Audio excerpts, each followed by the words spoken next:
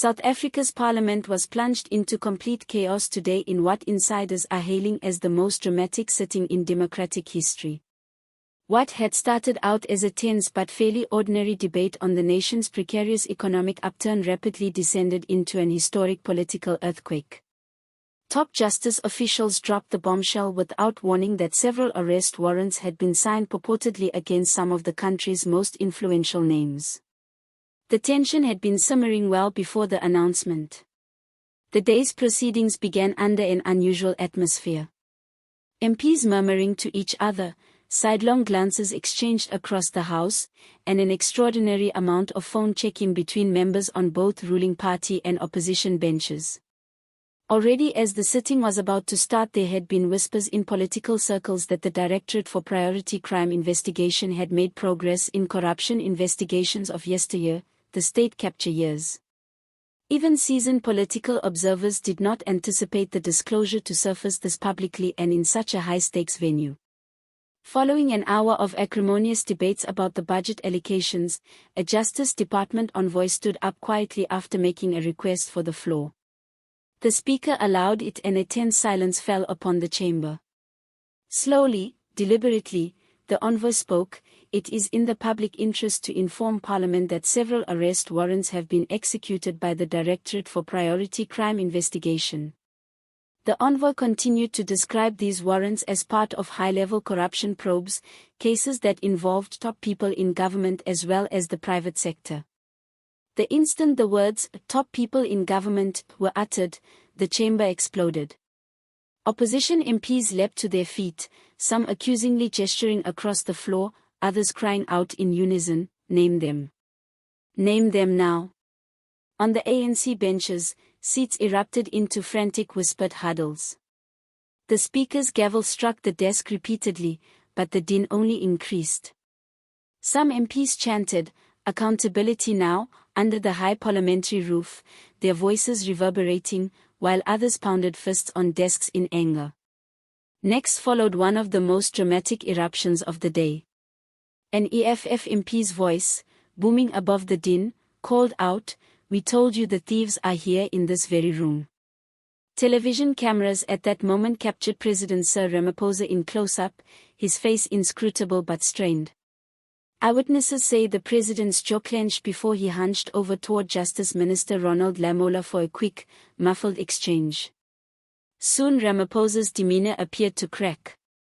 His head tipped back in his chair, a deep exhale on his lips, as ANC Chief Whip Phemi Magadina worked the caucus, mouthing instructions and rallying her colleagues. Opposition did not waste time grabbing the political moment. A DA MP stood and said, "We cannot sit in a chamber where those embroiled in looting and betrayal of the people still try to legislate for them. South Africa demands better. Arrests need to occur now, not later." In minutes, the EFF, DA, and some smaller parties made a theatrical walkout. They exited chanting, "Arrest the corrupt.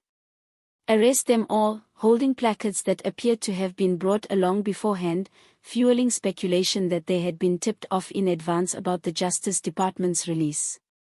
Within the chamber, ANC MPs criticized the opposition for grandstanding and trying to politicize what they termed a sensitive legal process. But police sources, in interviews with journalists on condition of anonymity, affirmed that the warrants aimed at those implicated in multi-billion rand tender corruption, criminal foreign currency exchanges, and offshore accounts associated with recent financial data hacks. Security outside the parliamentary complex was quickly reinforced. Witnesses also reported that unmarked police cars were parked strategically along surrounding streets.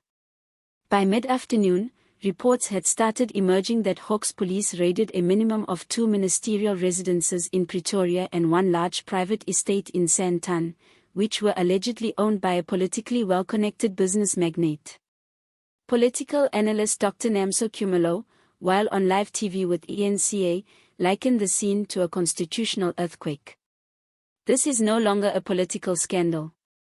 It's a national reckoning," Khumalo said. If the people whose names are on those warrants are as high level as our sources say they are, we may be witnessing the beginning of an entire realignment of political power in South Africa. The consequences will not be counted in days. They will be counted in years.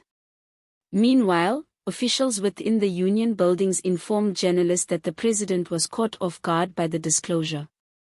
His communication staff, caught unawares, rushed to organize an emergency night briefing.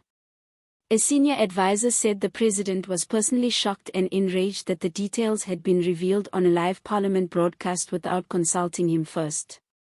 By 1900 hours, the nation's top news networks had moved into wall-to-wall coverage.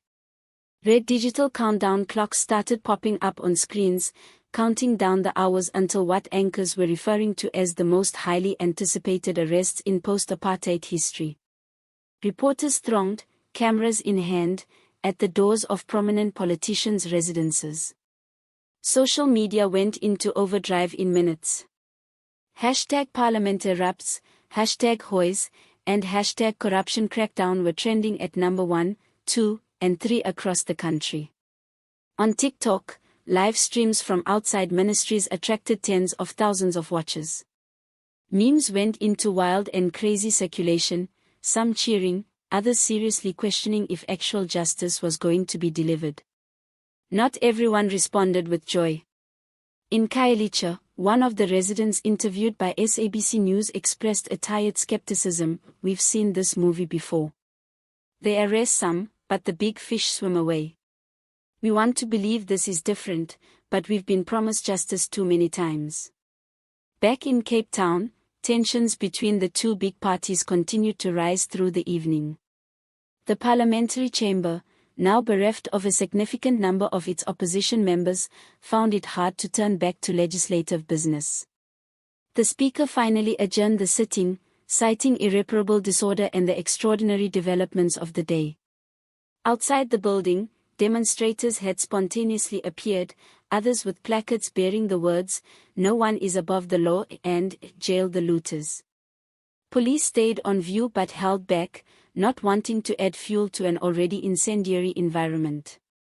Members of the Hawks indicated that the public announcement in Parliament had been deliberately made to enhance public openness and deter interference in the course of operations. By making the warrants public, investigators had in effect made it politically risky for any officials implicated to seek flight or try to destroy evidence. Nevertheless, questions remained. Why wasn't the president told sooner? Were the opposition placards evidence of coordinated leaks? And perhaps most importantly,